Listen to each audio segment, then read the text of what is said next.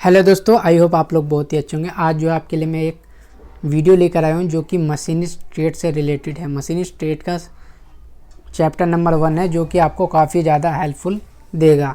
लगभग आईटीआई की सभी ट्रेड के अंदर, चाहे वो टर्नर हो या इंजीनियरिंग ट्रेड के कोई सा भी ट्रेड हो, उसके अंदर एक चैप्टर जो है आपका कॉमन होता है, वो जो होता है फर्स्ट चैप्टर। और वो फर्स्ट चैप्टर में क्या क्या है वो सारी कुछ जो है इसके अंदर हम जानेंगे। ये है मेरे हाथों द्वारा खुद का बनाया हुआ नोट्स है, तो आपको काफ़ी ज़्यादा हेल्पफुल देगा। तो आइए स्टार्ट करते हैं। सुरक्षा के बारे में जानते हैं कि सुरक्षा आखिर होता क्या है।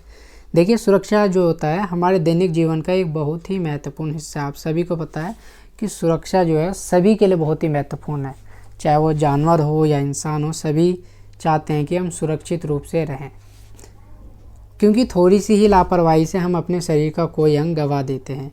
ज़रा सा भी दुर्घटना होती है और उसमें हम अपने कोई एक अंग गंवा देते हैं अपने शरीर का। और कई बार तो जीवन से ही हाथ धोना पड़ता है। आप सभी को पता होगा, कई बार दुर्घटना जैसे एक्सीडेंट आपने देखा होगा, उसमें कई बार सर की चोट आ जाती है जिसकी वजह से कोमा में चल जाता है, किसी का हाथ फ्रैक्चर हो जाता है, कभी कभार तो जान भी चली जाती है। तो आपने देखा ही होगा क्या होता है दुर्घटना में।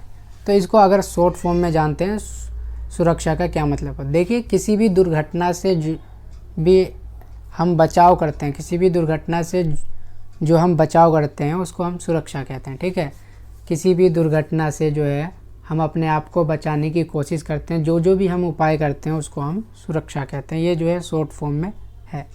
तो देखिए आगे क्या है। इसलिए किसी भी कार्य को करते समय हमें अपनी सुरक्षा, साथ काम करने वाले की सुरक्षा व आसपास की सुरक्षा का पूरा ध्यान रखना चाहिए। देखिए, हम कहीं पे भी, अभी तो फ़िलहाल आईटीआई आप कर रहे होगे, उसके बाद जब भी आप किसी फैक्ट्री, कंपनी या बड़ी बड़ी कंपनी, मल्टीनेशनल कंपनी में जाओगे तो वहाँ पे सुरक्षा का बहुत ही ध्यान रखना पड़ता है। सिर्फ ऐसा नहीं है कि सिर्फ हमें खुद की सुरक्षा रखना, नहीं, हमें आसपास की, हमें मशीन की, हमें उस जगह की जो एनवायरनमेंट है उन सभी की सुरक्षा रखना चाहिए। ठीक है, उसका ध्यान रखना चाहिए कि हमें किसी चीज़ से दुर्घटना ना हो सके, हम अपने आप को सुरक्षित रूप से काम कर सकें वहाँ पे। आइए अब जानते हैं कि सुरक्षा के प्रकार कितने होते हैं। देखिए, सुरक्षा के जो है 3 प्रकार होते हैं, अब वो जान लेते हैं। पहला है पर्सनल सेफ्टी, दूसरा है जनरल सेफ्टी और तीसरा है मशीनिस्ट सेफ्टी, मशीन की सेफ्टी। तो देखिए, जो आपका स्वयं सेफ्टी है, स्वयं सेफ्टी सबसे पहले हम कहीं पे भी काम करते हैं तो पहले हम जानते हैं, हम सभी को पता होना चाहिए कि हम सबसे पहले खुद की सुरक्षा ढूंढें कि हम खुद से कैसे सुरक्षित रह सकते हैं, किसी भी दुर्घटना से हम बचाव कैसे कर सकते हैं। चाहे हम कहीं काम कर रहे होते हैं, जैसे हम अपने आईटीआई के अंदर वर्कशॉप के अंदर काम कर रहे होते हैं, तो हमें जैसे मान लिया आप कोई मशीन चला रहे हैं, कोई वेल्डर है तो वो अगर वेल्डिंग कर रहा है तो उसे ये पता होना चाहिए कि मैं अपने आप को सुरक्षित रखने के लिए क्या क्या उपाय कर सकता हूँ। अगर वेल्डर वाला स्टूडेंट है तो वो ग्लव्स पहनेगा। कौन से ग्लव्स पहनेगा? लेदर के ग्लव्स पहनेंगे। ऐसा नहीं है कि वो किसी दूसरा ग्लव्स पहन ले, जैसे जस्ट फॉर एग्जांपल सर्जिकल वाला ग्लव्स। ऐसा नहीं है, उसको पता है कि मुझे जो है ग्लव जो है लेदर के ही पहनना है। ठीक है, उसी तरीके से उसी हिसाब से चश्मा, आपको ग्लव्स हो गया आपका, उस हिसाब से आपका चश्मा हो गया, उसके एयर प्लग हो गया। तो काफ़ी सारी है, वो अभी नीचे जानते हैं। ठीक है, उसके बाद देखिए आसपास की सुरक्षा। ठीक है, अब अपनी सुरक्षा कर लिया हमने, तो हम चाहते हैं कि जनरल सेफ्टी भी हुई, हमारे आसपास की सुरक्षा भी होना चाहिए। जैसे वो अगला इंसान के बारे में भी हम सोचेंगे कि वो किस तरीके से जो है वो सुरक्षा हो सकता है, उसके साथ दुर्घटना ना करे। ऐसा है जैसे हम बाय चांस हमसे कोई मांग लेता है कि हैमर लाओ, तो हम फेंक के देते हैं, तो ऐसा नहीं करना चाहिए। इससे जो है दूसरों को जो है दुर्घटना हो सकती है। ठीक है, तो हम उसको हैमर कैसे देंगे? हम उसके पास जाकर देंगे। तो इस तरीके से हम जनरल सेफ्टी कर सकते हैं, हम अपने आसपास की सेफ्टी कर सकते हैं। और कैसे कर सकते हैं? हम मशीन पर काम कर रहे हैं, हमारा ऑयल है, हमने बाय चांस कूलेंट डाला, ऑयलिंग करी, ठीक है, कूलेंट डाला, ठीक है, तो नीचे बिखर जाता है। आपने देखा ही होगा किस तरीके से बिखर जाता है। तो अब वो मान लिया हमने ऑयलिंग कर रही है, मशीन में ऑयलिंग करी है और वो नीचे गिर जाता है। अब बाई चांस कोई दूसरा बंदा आता है और हमने उस जो ऑयलिंग नीचे गिरी हुई है फर्श पे, हम उसको साफ़ नहीं करते हैं, तो नेक्स्ट जो बंदा आता है वो उसके ऊपर पैर पड़ता है और नीचे गिर जाता है। तो हमें ये ध्यान रखना चाहिए कि हमें खुद की सेफ्टी के साथ साथ दूसरों की भी सेफ्टी रखनी चाहिए। उसके लिए हमें जैसे ऑयलिंग गिरता है तो उसको आप साफ़ सफाई कर दो अच्छे तरीके से। तो ये होता है जनरल सेफ्टी, आप समझ गए होंगे जनरल सेफ्टी। उसके बाद मशीन की सुरक्षा। सबसे पहले हम यही जानते हैं कि आप किसी भी मशीन पे काम कर रहे हो, चाहे वेल्डर हो या अन्य कोई भी ट्रेड का स्टूडेंट हो, किसी भी फील्ड में काम कर रहा होता है या किसी भी चीज़ से काम कर रहा होता है, तो उसको सबसे पहले ये जिम्मेदारी होती है कि मशीन की सुरक्षा। अब वो मशीन की सुरक्षा कैसे कर सकता है, अपने टूल औजार की सुरक्षा कैसे कर सकता है, वो कर सकता है उसके बारे में अगर नॉलेज होगी जब भी सुरक्षा करेगा। क्योंकि मशीन को ऐसा नहीं है कि जैसे सपोज कीजिए एक मशीन है, ठीक है, अब उसको मेंटेन करने की ज़रूरत होती है, उसके अंदर टूल वगैरह लगती है, तो हमें वो सारा कुछ चेक करना चाहिए कि ये टूल आपका लूज़ तो नहीं है, उसके नट बोल्ट लगे हुए तो हैं, बाई चांस कोई गाड़ी है, ठीक है, वाहन हो गया, उसके हम देखते हैं, तो वो सारा कुछ जो है हमें चेक करना चाहिए कि इसके अंदर लूज़ तो नहीं है कोई चीज़। तो वो सारा कुछ जो है ये मशीन सेफ्टी के अंदर आती है, साफ़ सफाई होती है, कोई आपका नट हो गया वो ढीला वीला तो नहीं है, तो ये सारा कुछ हमें चेक करना होता है और ये सारी चीज़ें जो है मशीन सेफ्टी के अंदर आती है। उसके बाद बात करते हैं दुर्घटना के कारण, किस कारण की वजह से जो है दुर्घटनाएं हो जाती हैं, आइए देखते हैं। पहला है अज्ञानता, यानी नॉलेज नहीं होना। बाई चांस कोई मशीन है, हमें उसके बारे में नॉलेज है ही नहीं, हम उसको जाके छेड़खानी करते हैं, तो ऐसे भी दुर्घटना होती है, ठीक है। दूसरा उत्सुकता, हमें किसी चीज़ के बारे में ज़्यादा जानने की उत्सुकता होती है, तो हम क्या करते हैं उसको बार बार छेड़ते हैं, तो उससे जो हमारी दुर्घटना घट जाती है, ठीक है। उसके बाद करते हैं उपाय, ये थोड़ा सा मिस प्रिंट है। उसके बाद देखते हैं अपनी कुशलता पर ज़्यादा भरोसा करना, यानी ओवर कॉन्फिडेंस। अब क्या होता है, कई बार स्टूडेंट यही करते हैं, बाई चांस कोई मशीन है आपका, फ़िलहाल मैं ट्रेड मशीनिस्ट वालों की बात करता हूँ, जैसे मान लिया जो ओवर कॉन्फिडेंस होते हैं स्टूडेंट, हम न्यू एडमिशन होता है और बहुत सारी वहाँ पे मशीनें होती हैं, तो वो क्या करता है, वो जाकर जो है चलाने की कोशिश करता है, कि वो कहता है एक दो बार अगर उस स्टूडेंट ने चला लिया वो मशीन, तो वो सोचता है इसमें तो मैं स्पेशलिस्ट हो गया, अब तो ये मुझे आता ही है, तो ओवर कॉन्फिडेंस हो जाता है और वो चलाता है, तो दुर्घटना हो जाता है, क्योंकि उसको पूर्ण रूप से उसके बारे में जो है जानकारी नहीं होती है और उसके पास ओवर कॉन्फिडेंस होता है। तो ओवर कॉन्फिडेंस भी कभी कभार जो है गलत या दुर्घटना का कारण बनता है। नेक्स्ट है आपका पांचवा जो पॉइंट है वो है लगन की कमी, यानी आप कोई भी काम करते हैं दिल से नहीं करते हैं, उसको बस ऐसे टाइम पास के लिए करते हैं, तो ऐसे में जो है दुर्घटना होने का ज़्यादा ही चांस होता है। उसके बाद औजार मशीन तथा जुगाड़ का सही दशा में ना होना, ठीक है, ये भी एक कारण है दुर्घटना का। यानी मशीन पे आप काम कर रहे हैं, आपका जो टूल है, टूल जो है आपका लेफ़्ट साइड से लगाना चाहिए था, आपने राइट साइड से लगा दिया, उसकी जो दिशा है उसका ख़राब होना, उससे आपका दुर्घटना हो जाएगा।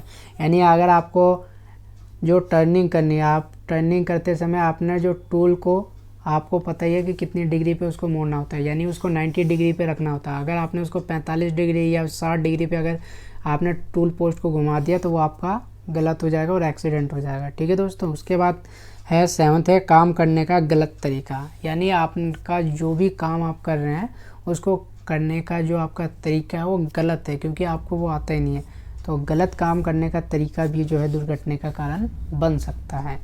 यानी इसको कहें कि अगर आपको ड्रिलिंग करनी है, आपको यही नहीं पता ड्रिलिंग करनी कैसी, और आपने ड्रिल, आपको ये पता है प्रोसेस होता है ड्रिलिंग करने का भी, पहले अचानक से जैसे 25 का ड्रिल होता है, ऐसा नहीं है कि आप 25 का ड्रिल कर देते हैं, उससे पहले आपको 8 का करना पड़ेगा, उसके फिर 18 का, उसके बाद 22 का, फिर आपको 25, आपने फटाफट 25 का लगा दिया, तो इस तरीके से गलत काम करने का तरीका से आपका दुर्घटना हो सकता है और टूल टूट जाएगा।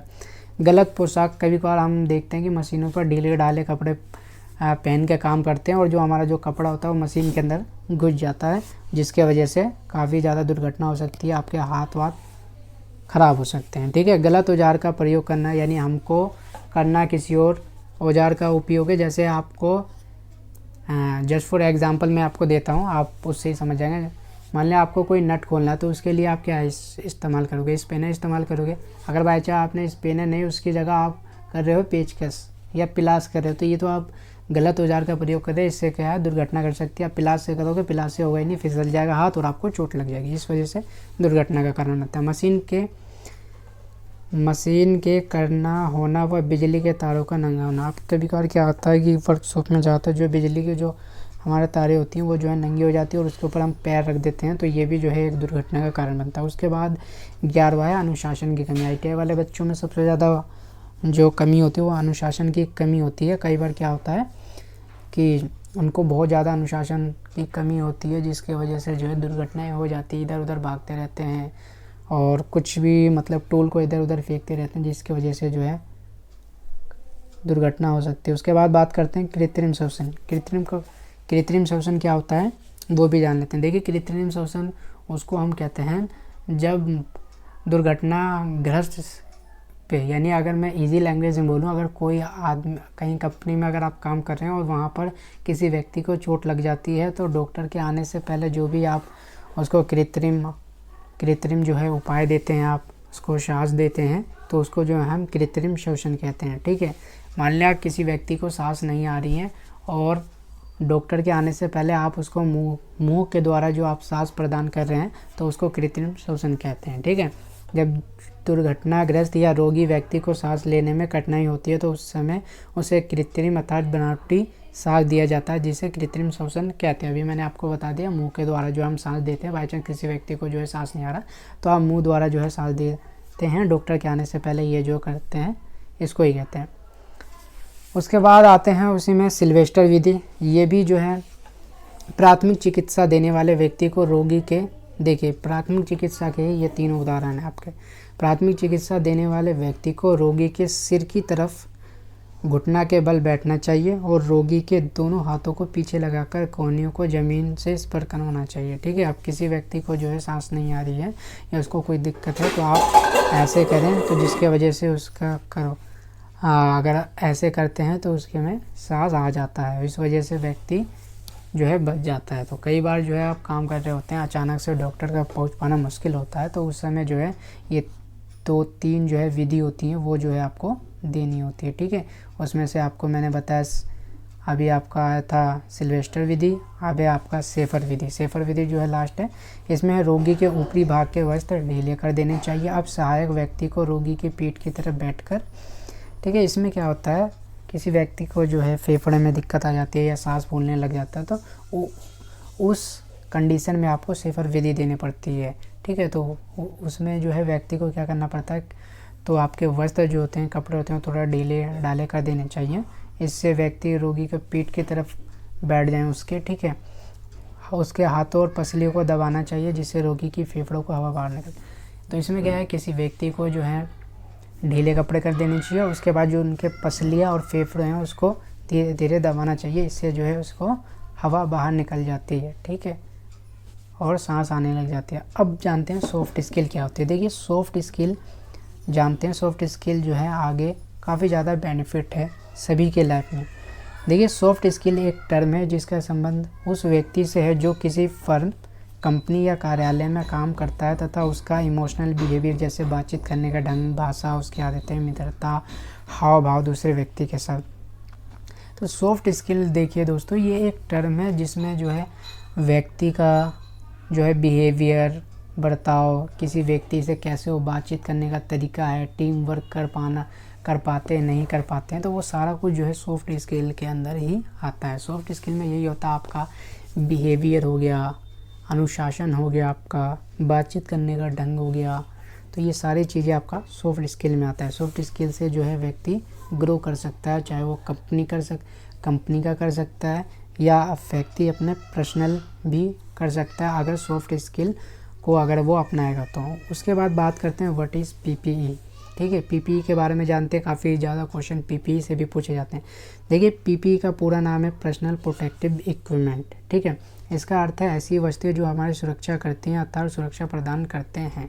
ठीक है, ये एक ऐसी जो है वस्तुएं हैं जिससे जो है हमें सुरक्षा प्रदान मिलती है। देखिए इसमें आपका आता है सेफ्टी शूज़, एयर प्लग। ये जो है व्यक्ति को सुरक्षा रखने में, सुरक्षित प्रदान करने में, जैसे वहाँ पे सुरक्षा था उसी सुरक्षा को बनाए रखने के लिए, यानी सुरक्षा हम किस किस तरीके से कर सकते हैं उसी के लिए जो है PPE का इस्तेमाल किया जाता है। PPE में कई सारी चीज़ें होती हैं, जैसे आपके हाथों की सुरक्षा के लिए ग्लव्स, उसके बाद आई की जो आपकी आँखें हैं उसकी सुरक्षा के लिए आपका चश्मा लग जाता है। ठीक है, यानी अगर कोई व्यक्ति है वेल्डर का काम कर रहा है तो वो आपने देखा होगा उसके पास एक अलग तरीके का किट होता है, अलग तरीके का चश्मा होता है, उसके एयर प्लग होते हैं। देखिए एयर प्लग किसको कहते हैं, एयर प्लग जो है कान में लगाया जाता है ताकि जो है कंपनियों में बहुत ज़्यादा शोर शराबा होती है तो उससे जो है व्यक्ति जो है डिस्ट्रैक्ट हो जाता है, यानी डिस्टर्ब हो जाता है। उसी से बचने के लिए जो है एयर प्लग बनाते हैं ताकि वो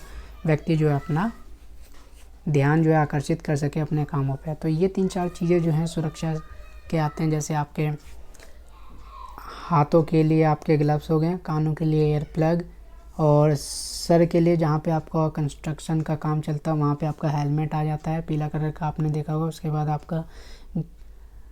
बाद आपका मास्क भी आता है जहाँ पे धूल बड़े कणों का काम चलता हो, जैसे पेंटिंग का है तो वहाँ पर जो आपके धूल बड़े जो निकलती हैं गैस, तो उससे बचने के लिए आपको जो है मास्क आता है, ठीक है।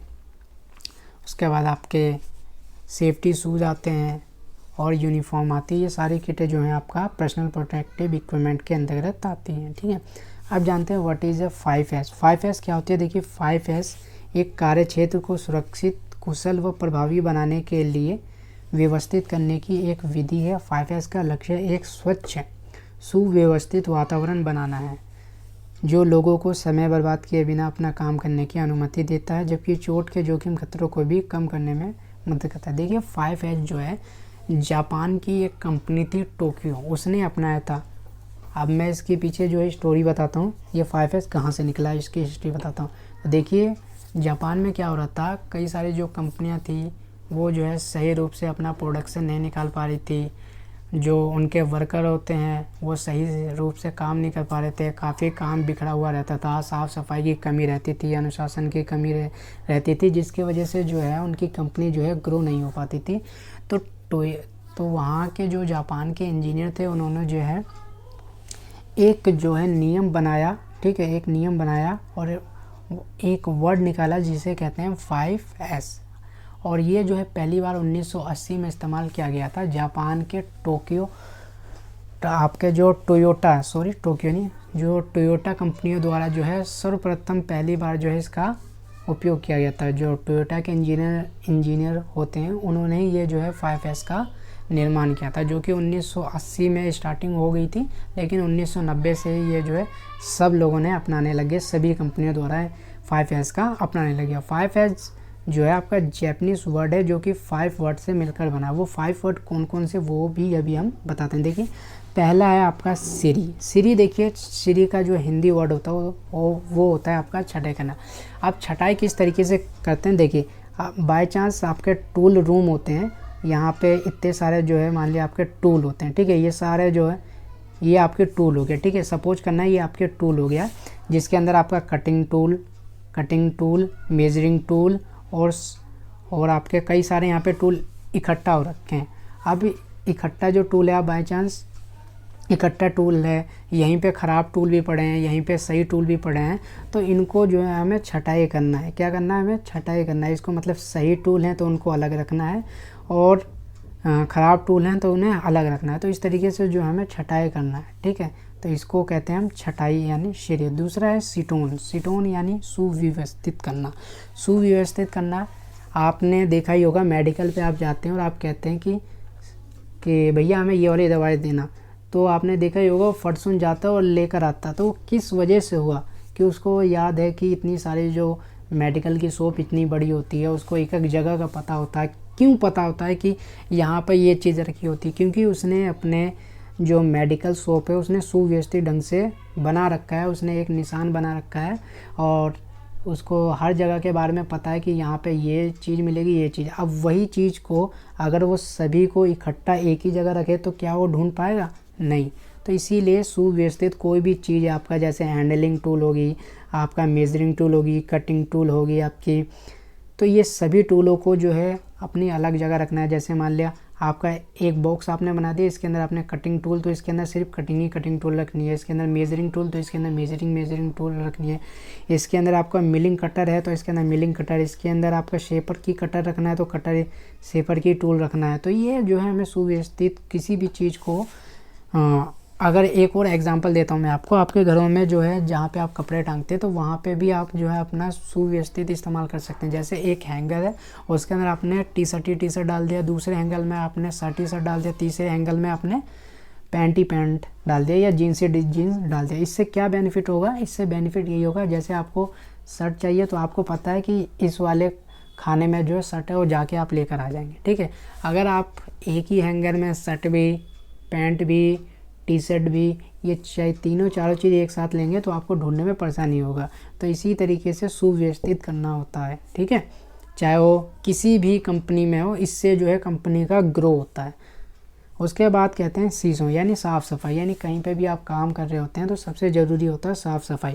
तो जो टोयोटा के इंजीनियर थे उन्होंने यही देखा कि हमारे जो कारखाने हैं, कंपनियां, वहाँ पे साफ़ सफाई नहीं होती, जिसकी वजह से काफ़ी ज़्यादा दुर्घटना होती है और काफ़ी फैला हुआ सामान होता है, ठीक है, काफ़ी ज़्यादा गंदगी होती है। तो उसी को ठीक करने के लिए, मैनेजमेंट को सही करने के लिए ये 5 वर्ड में लेकर आया था, जिसका तीसरा जो पॉइंट है वो आपका साफ़ सफाई था, शीशो। उसके बाद चौथा आपका पॉइंट है मानकीकरण। देखिए मानकीकरण होता है आपका, वो होता है क्वालिटी मेंटेन करना। यानी आपने देखा होगा ज़ोमैटो का एक एग्जांपल दूंगा, चाहे ज़ोमैटो आपका दिल्ली में खा लो पिज़्ज़ा उसका, या बेंगलोर में खा लो, या इंडिया के किसी भी कोने में खा लो, आपको एक ही टेस्ट मिलेगा। क्यों? क्योंकि उन्होंने जो है मेंटेन कर रखा है कि उन्होंने ये मेंटेन कर रखा है कि इतना मसाला इसमें डलेगा तो वो पूरे इंडिया में उतना ही मसाला डलेगा, ठीक है। तो वो होता है क्वालिटी मेंटेन करना। इससे क्या होता है कि कंपनी को ग्रो होता है। अगले जो प्रोडक्शन का होता है या जो मैनेजर होता है उसको पता होता है कि मेरी कंपनी में जो है ये क्वालिटी है, तो क्वालिटी को बनाए रखता है, उस क्वालिटी को बनाए रखता है ताकि जो है और उसको जो है प्रोडक्शन मिले, उसको और उत्पादन तो बढ़ा सके। तो मानकीकरण का एग्जांपल ये होगा, ठीक है। 5th पॉइंट है आपका चित्त सुखे, यानी अनुशासन रखना। कहीं पे भी आप काम कर रहे हो तो वहाँ पे अनुशासन होना बहुत ही ज़रूरी है। इससे ही जो है किसी भी कंपनी का ग्रो होता है, कोई भी व्यक्ति जो है अपने पर्सनल लाइफ में भी तरक्की होता है। जस्ट फॉर एग्जांपल देते हैं, ITI में आप देखा होगा कि आपका जो टाइमिंग है 8:30 से लेकर 5 है, तो 8:30 से 5 होता है। स्कूल के अंदर आपने देखा ही होगा एक टाइमिंग के हिसाब से वो स्कूल चल रहा है, जैसे 1 बजे से लेकर 6 बजे तक। क्या उससे पहले या कभी भी जा सकते हैं? ऐसा नहीं हो सकता। इस वजह से जो है कंपनियों में भी एक अनुशासन बनाए रखते हैं ताकि जो है उनका जो समय पर जो है माल तैयार हो सके, समय पर व्यक्ति आए, समय पर जाए। अगर कोई व्यक्ति अन समय पर आता जाता है तो काफ़ी ज़्यादा दिक्कत होता है और प्रोडक्शन भी नहीं मिलती है। नेक्स्ट जो पॉइंट है वो हमारा सुरक्षा चिन्ह है, यानी सुरक्षा को बनाए रखने के लिए या उसको अनिवार्य या निषेधात्मक, क्या मना है, क्या पहनना है, उनके लिए जो है चिन्ह बनाए जाते हैं। आपने देखा ही होगा रेड लाइट के ऊपर आपको एक गोल सर्कल में आपको बताया जाएगा कि इधर मुड़ना है, इधर जाना है। या मेट्रो में भी आपने देखा होगा वहाँ पे एक सिगरेट गोल कलर का निशान बनाया हुआ होता है और उसके ऊपर सिगरेट के लिए मना किया हुआ होता है कि यहाँ पे सिगरेट पीना मना है। तो उसी चिन्ह को बारे में आज हम जानते हैं कि कौन कौन से चिन्ह होते हैं। देखिए पहला होता है आपका मैंडेटरी साइन, होता है अनिवार्य चिन्ह। यानी अनिवार्य का मतलब होता है वो चीज़ आपको ही माननी है, ठीक है। यानी आपको एक ये गोल कलर का यहाँ पे निशान बना दिया और यहाँ पे आपको दिखा दिया गया एरो का निशान, यूँ, ठीक है, एरो का निशान बना दिया। तो ये एरो का निशान इसलिए बनाया ताकि इधर जा सके या इधर जाना हो तो ऐसे एरो का निशान बना देते हैं, ठीक है। मेरी ड्राइंग थोड़ी सही नहीं है तो आप देख लीजिएगा, ठीक है। तो वहाँ पे जो वो मानना है आपको कि इधर मुड़ना है, आपने देखा होगा सड़कों पे जाते हुए इधर मुड़ना है, तो वो निशान जो है बना दिया जाता है, यानी वो आपको मानना ही है, इधर जाना है तो इधर जाना है। उसके बाद होता है एक निषेधात्मक चिन्ह। ये भी जो है गोल सर्कल में ही होता है और इसका निषेधात्मक संकेत का होता है आपका मना किया हुआ। आपने मेट्रो में गए होंगे, वहाँ पे एक सिगरेट का निशान बना दिया जाता है, ठीक है, और वहाँ पे लिखा होता है प्रोहिबिशन, ठीक है। तो इसका मतलब है कि ये सिगरेट को पीना मना है, ठीक है। तो ये आपके निशान हो गए। जैसे यहाँ पे ये बना दिया आपका एक गोल सर्कल में और यहाँ पर ये लगा दिया। आपने मेट्रो में ध्यान से देखा होगा कि यहाँ पे कैमरा बना हुआ होता है और यहाँ पे लिखा होता है प्रोहिबिशन, यानी मेट्रो में सेल्फी नहीं ले सकते, कैमरा का यूज़ नहीं कर सकते। आपने ध्यान दिया होगा तो आपको नज़र आ जाएगा। तो इसको कहते हैं prohibition of sine. Next point है हमारा वार्निंग साइन। अब वार्निंग साइन आपको कैसा होगा, ये ट्रायंगल दिख रहा है, ट्रायंगल के रूप में होगा और यहाँ पर बिजली होगा, देखा होगा आपने बिजली, और यहाँ पे लिखा होगा वार्निंग साइन। वार्निंग साइन का मतलब होता है चेतावनी यहाँ पे दिया जाता है कि यहाँ पर जो है खतरा है, आपको बताया जाता है कि ये खतरा है, यहाँ पे नहीं जाए। आपने बचपन में देखा ही होगा जब ट्रांसफार्मर के अंदर बॉल चल जाती है, वहीं पर आपको नज़र आएगा ये ट्रायंगुलर कलर में, और यहाँ पे बिजली का ये होगा, यानी वहाँ पे आपको दिखाया होता है कि यहाँ पे इतने वाट का करंट है, यहाँ पे जाना निषेध है, और यहाँ पे नीचे लिखा हुआ होता है वार्निंग साइन। तो आपने ध्यान दिया होगा, तो ये ट्रायंगुलर के रूप में होता है, और आप जहाँ पे भी जाएंगे अगर वहाँ पे वो चीज़ मना होगा, वहाँ पे खतरा होगा, तो वहाँ पर ऐसे ही आपको साइन मिलेगा। ठीक है, प्रोविजन साइन, अनिवार्य चिन्ह यानी mandatory sign, warning sign, provision sign. और एक और होता है आपका, चौथा होता है इन्फॉर्मेशन साइन। वहाँ पे आपको इन्फॉर्मेशन दी जाती है, और ये आपको इन्फॉर्मेशन साइन ज़्यादातर आपको हॉस्पिटल में मिलेगा। आपका ये डब्बा जैसा यहाँ पे ऐसा बना हुआ होगा, और यहाँ पे ऐसा हुआ होगा, ये डॉक्टर का निशान।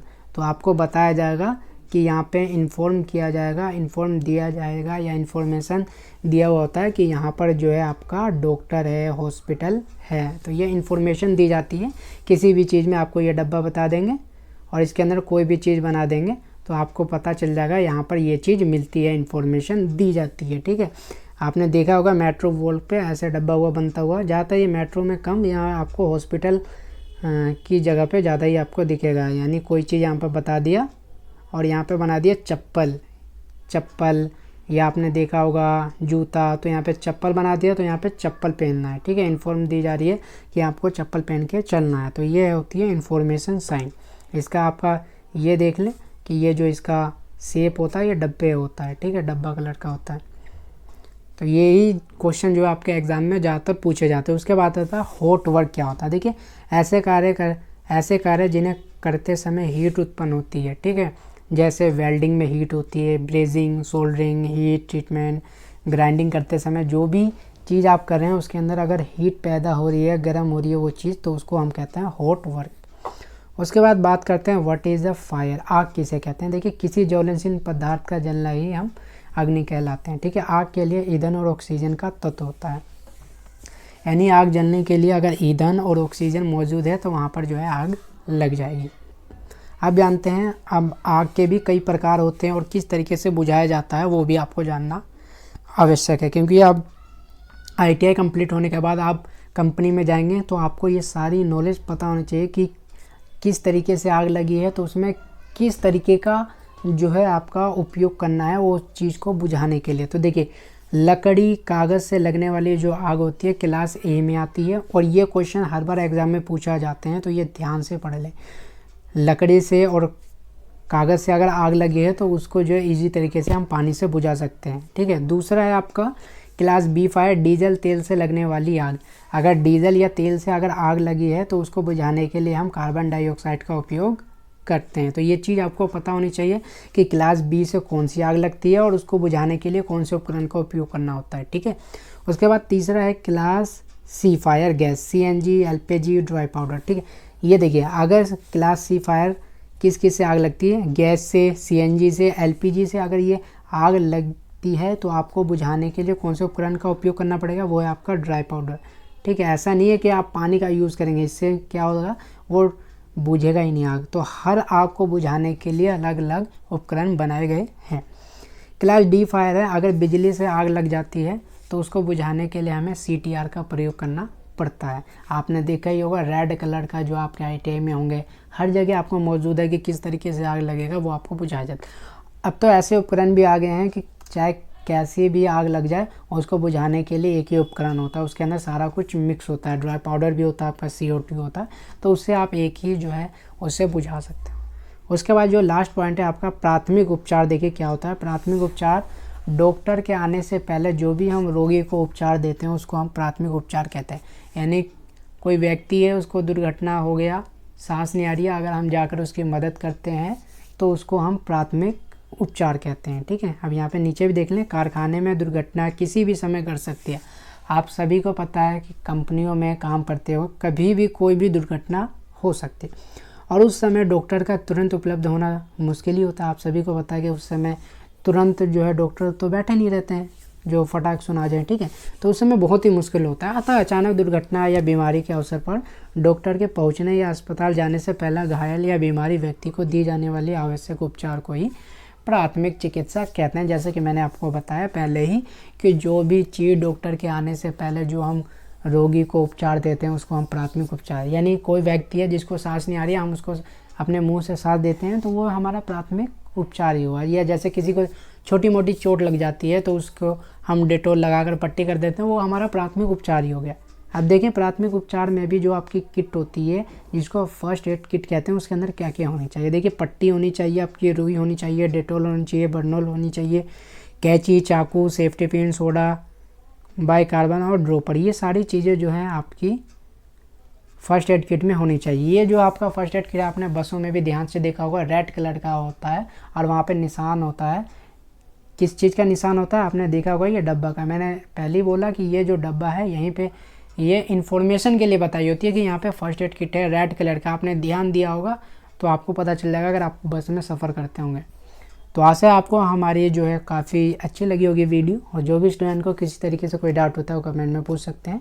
और जो भी स्टूडेंट न्यू है चैनल को हमारे सब्सक्राइब कर दें ताकि आने वाले जब भी हमारी वीडियो रहेगी आप तक टाइम टू टाइम पहुँच सके।